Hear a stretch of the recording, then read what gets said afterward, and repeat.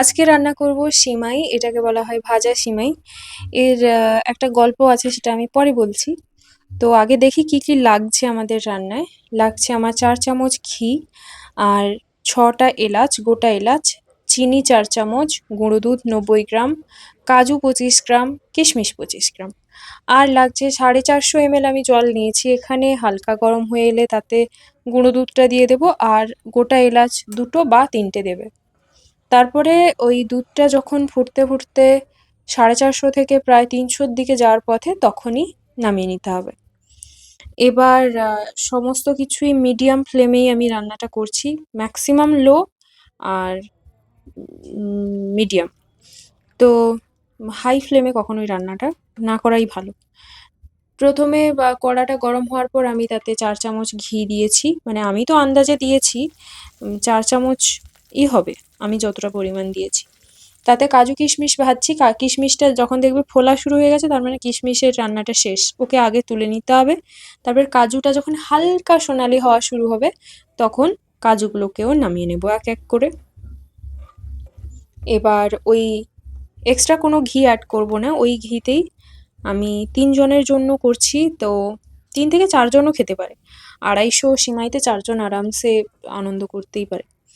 তো এইবার যেটা ব্যাপার, সেটা হচ্ছে ধৈর্য ধরে ওলট পালট করতে হবে। এটাকে হাতে একটু গুঁড়ো করে নিলে ভালো, যেহেতু এটাকে পাক দিয়ে রাখা থাকে দোকানে বিক্রির সময়, সেই পাকটাকে খুলে হাতে ভেঙে নিলে ভালো, তাহলে রান্নার সময় এরকম ছড়িয়ে রান্না করতে সুবিধা হবে।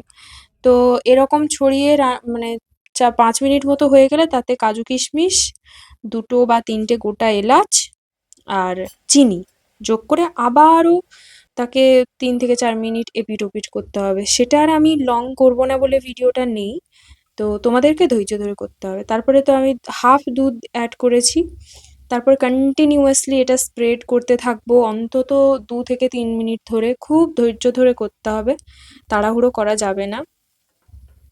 আর খোয়া ক্ষীর আমি দোকান থেকে এনেছি 50 গ্রাম, আর 50 গ্রামই আমি দেবো 250 সিমাইতে, কিন্তু 250 সিমাইতে 50 গ্রাম খোয়া ক্ষীর লাগে না।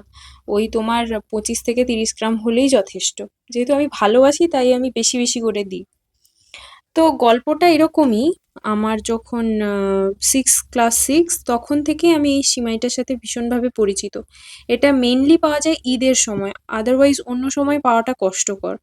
ওই তোমার পতঞ্জলির একটা প্যাকেট পাওয়া যায় লাচ্ছা সিমাইয়ের, আদারওয়াইজ এই যে আমি অ্যাকচুয়াল যে এই ভাজা সিমাইটা খুঁজছি, এটা কিন্তু পাওয়াটা দুষ্কর ঈদের টাইম ছাড়া। তাও আমি সমস্ত দোকান খুঁজে খুঁজে এনেছি রান্নাটা দেখাবো বলে, এবং বেশি করেই এনেছি। বাড়ির সবাই খেতে ভালোবাসে, এটা তো ডেমোর জন্য রান্না হচ্ছে, পরে কিন্তু সবার জন্য করা হবে। আচ্ছা, আমি দেখো খুবই ধৈর্য ধরে খুন্তি এবং আরেকটা সাপোর্ট নিয়ে স্প্রেড করতে আছি। তোমাদেরকেও এরমই খুব ধৈর্য ধরে রান্নাটা করতে হবে। এবার অ্যাড করার পালা খোয়া ক্ষীর। খোয়া ক্ষীরটা আমি দিয়ে দিলাম, যেমনটা বলেছিলাম পুরো দেব না, অল্প করেই দিচ্ছি এখন। আর যেটুকু বাকি থাকবে ওটা আমি লাস্টে সাজানোর সময় ব্যবহার করব। তো খোয়া ক্ষীর দিয়েও 2 থেকে 3 মিনিট খুব হালকা ফুলকা ভাবে এপিট ওপিট করতে হবে। তারপর বাকি যে দুধটা রেখেছিলাম সেটাকে যোগ করব।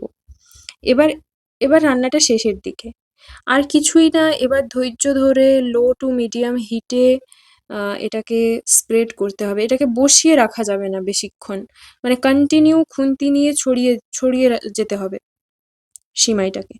যখন ঝুরঝুরে হয়ে আসবে, জলটা টেনে যাবে, একদম কটকটে শুকনো হলে তো ওটা ভাল লাগবে না, একটু ময়েস্ট থাকবে, তো সেই সময় আমরা নামিয়ে নেব। মানে এই লাস্ট যে দুধটা অ্যাড করলাম, এরপর বেশি না, ওই 3 মিনিট মতো এটাকে রান্না করলে লো ফ্লেমে হয়ে আসবে।